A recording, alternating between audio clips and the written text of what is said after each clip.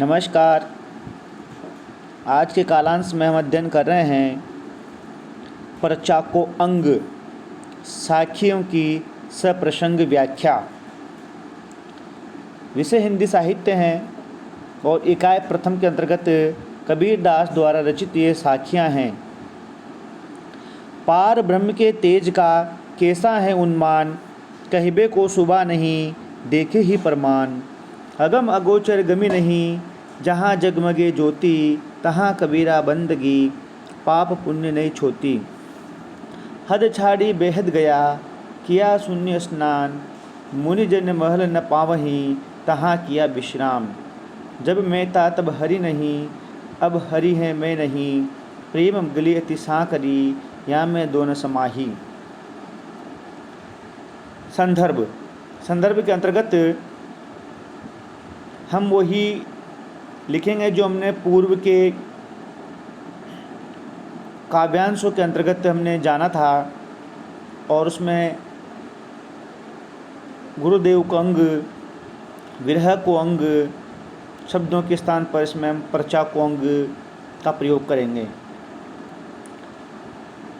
14 number का दोहा है, पार ब्रह्म के तेज का कैसा है उन्मान, कहिबे को सुबह नहीं देखे ही प्रमाण। कबीर दास कह रहे हैं कि ब्रह्म का तेज कितना और कैसा है, इस संबंध में कोई अनुमान नहीं लगाया जा सकता। ईश्वर के उस स्वरूप को कहना संभव नहीं है। उसे तो वही जान सकता है जिसने उसे देखा है या देखने कर स्वयं अनुभव प्राप्त किया है। ईश्वर का जो स्वरूप है वह देदीप्यमान है, अलौकिक है। ईश्वर के स्वरूप की, ईश्वर के तेज की हम शोभा की व्याख्या नहीं कर सकते, उसके बारे में बता नहीं सकते। उसको तो वही अनुभव कर सकता है जिसने ईश्वर के से स्वरूप को अनुभव के प्रमाण के आधार पर महसूस किया है। 15 नंबर का दोहा, अगम अगोचर गमी नहीं, जहाँ जगमगे ज्योति तहाँ कबीरा बंदगी, पाप पुण्य नहीं छोती। कबीरदास कह रहे हैं कि वह ब्रह्म हमारी पहुँच से बाहर हैं, परे हैं, इंद्रियों से उसे देखा समझा नहीं जा सकता।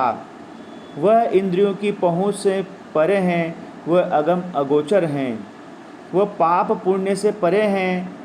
मतलब यह है कि पाप पुण्य के स्पर्श से मुक्त हुआ साधक ही उस दिदीप्यमान अगम अगोचर ईश्वर का साक्षात्कार कर सकता है। कबीर कहता है कि मैंने ज्योति स्वरूप उस ब्रह्म को प्रणाम किया है, महसूस किया है। उस ईश्वर को वही जान सकता है, वही महसूस कर सकता है जिसने अनन्य प्रेम भक्ति भावना से उसके प्रति अपने आप को समर्पित किया है। 16 नंबर, हद छाड़ी बेहद गया, किया शून्य स्नान, मुनि जिन महल न पावहीं तहाँ किया विश्राम। प्रस्तुत अवतरण में कबीर कह रहे हैं कि मैंने ब्रह्मा से साक्षात्कार होने पर उत्पन्न अपनी स्थिति को महसूस किया है। कबीर कहना चाह रहे हैं कि मैं जो सीमा से युक्त है उससे परे शून्य या असीम के पास पहुंचकर आनंद का अनुभव कर रहा हूँ।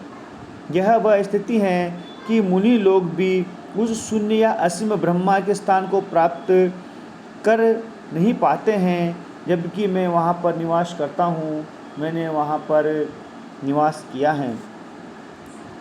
17, जब मैं था तब हरि नहीं, अब हरि है मैं नहीं, प्रेम गली ति साकरी, या मैं दोनों समाही। कबीर दास इसमें अहम भाव के त्याग के बारे में बता रहे हैं। कबीर कह रहे हैं कि जब मैं था तब हरि नहीं, जब मेरे अंदर मैं अहंकार था तब तक मेरे हृदय में ईश्वर का निवास नहीं था। अब मेरे हृदय में अहंकार नहीं है तो मेरे हृदय में ईश्वर निवास करते हैं। प्रेम गली अति साकरी, या मैं दोनों समाही, कि ईश्वर को प्राप्त करने का जो रास्ता है, जो गली है, वह प्रेम से युक्त हैं और वह प्रेम की गली इतनी सक्रिय हैं कि उसमें अहंकार और प्रेम दो एक साथ निवास नहीं कर सकते, ईश्वर निवास नहीं कर सकता। जब अहम का त्याग हो जाता है तब उसमें ईश्वर निवास करते हैं। प्रेम का रास्ता इतना सकरा है कि उसमें अहंकार और ईश्वर दो एक साथ विराजमान नहीं रह सकते। तो कबीर कह रहे हैं कि जब मेरे हृदय में अहंकार था तब ईश्वर नहीं थे, अब मेरे हृदय में अहंकार नहीं है और अब ईश्वर निवास करते हैं। विशेष के संदर्भ में कबीरदास ने इसमें ईश्वर के अगम अगोचर देदीप्यमान स्वरूप और अहंकार के भावना को त्यागने की बात कही है। दूसरा बिंदु भाषा के अंतर्गत लिखेंगे कि इसमें कबीर की प्रारंभिक सदुक्कड़ी आम बोलचाल की भाषा का प्रयोग हुआ है। तीसरे बिंदु के अर्थ में इसमें लिखेंगे कि इसमें विरोधाभास अलंकार का प्रयोग हुआ है और चौथा बिंदु में दोहा छंद का इसमें प्रयोग हुआ है। धन्यवाद।